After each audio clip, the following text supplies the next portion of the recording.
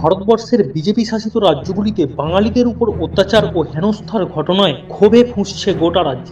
ঘটনার প্রতিবাদে 21শে জুলাইয়ের মঞ্চ থেকে ভাষা আন্দোলনের ডাক দিয়েছিলেন তৃণমূল সুপ্রিমো মমতা বন্দ্যোপাধ্যায়। তাঁর আহ্বানে সাড়া দিয়ে আমার ভাষা আমার গর্ব স্লোগানকে সামনে রেখে রবিবার সকালে চুঁচুড়া বিধানসভা তৃণমূল কংগ্রেস ও বিধায়ক অসিত মজুমদারের ডাকে খাদিনা মোড় থেকে এক বিশাল মিছিল শুরু হয়। ব্যান্ডেল মোড় হয়ে রাজহাট করোলা মোড় পর্যন্ত এই মিছিলে তৃণমূলের হাজার হাজার কর্মী সমর্থক ছাড়াও সাধারণ মানুষও স্বতঃস্ফূর্তভাবে যোগদান করেন। পদযাত্রা শেষে একটি পথসভা থেকে বাংলা ও বাঙালির অস্তিত্ব রক্ষার আহ্বান জানান হুগলি জেলা পরিষদের সদস্য মানস মজুমদার।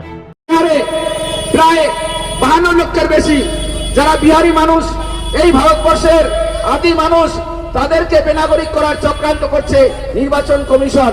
বলছে এদের কাছে ভোটার লিস্টে নাম থাকার জন্য যে বৈধ কাগজ দরকার সেই কাগজ নেই। তারা কারা? তারা দলিত সম্প্রদায়ের মানুষ বা মুসলিম সম্প্রদায়ের মানুষ। মূলত বিহারে বিরোধীদের শক্তিশালী যে সমস্ত বিধানসভা আছে সেই বিধানসভাগুলোকে টার্গেট করে দলিত সম্প্রদায়ের মানুষ, যারা বিজেপির ভোটার নয় বা মুসলিম সম্প্রদায়ের মানুষ, তাদেরকে টার্গেট করে তাদের নাম ভোটার লিস্ট থেকে বাদ দিয়েছে। আবার রাজনৈতিক দলকে বলছে যে এরা ভারতবর্ষে বৈধ ভোটার, বিহারের বৈধ ভোটার, সেটা আপনাদের প্রমাণ করতে হবে। নির্বাচন কমিশনের কোনো দায় নেই। মহামান্য সুপ্রিম কোর্ট নির্বাচন কমিশনকে বলেছে যে আপনারা ভোটার কার্ড দিয়েছেন, আপনারা আধার কার্ড দিয়েছেন, আপনারা ভোটার কার্ডের সাথে আধার কার্ডের লিঙ্ক করিয়েছেন। আজকের দিনে আপনারা কি করে বলেন ভোটার কার্ড, আধার কার্ড নাগরিকত্বের প্রমাণ নয়? আপনারা যে ডকুমেন্ট চাইছেন সেই ডকুমেন্ট আমি একজন সুপ্রিম কোর্টের বিচারক, আমাকে চাইলেও আমি দেখাতে পারবো না। এটাই বর্তমানে ভারতবর্ষের অবস্থা। কেন্দ্রের বিজেপি সরকার নির্বাচন কমিশনকে রাজনৈতিক দলের ক্যাডারের মধ্যে ব্যবহার করতে চাইছে, যেটা আমরা ইডি সিবিআই কে দিয়ে দেখেছি। এই বাংলায় যারা বিরোধী রাজনৈতিক দল করে তাদেরকে হেনস্থা করার চেষ্টা করেছে।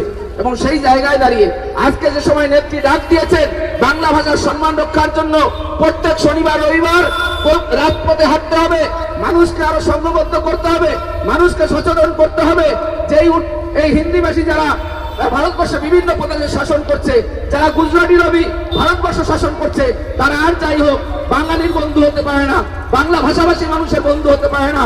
এরা অতীতেও বাঙালিকে ঘৃণা করেছে, বর্তমানে ওরা বাঙালিকে ঘৃণা করে।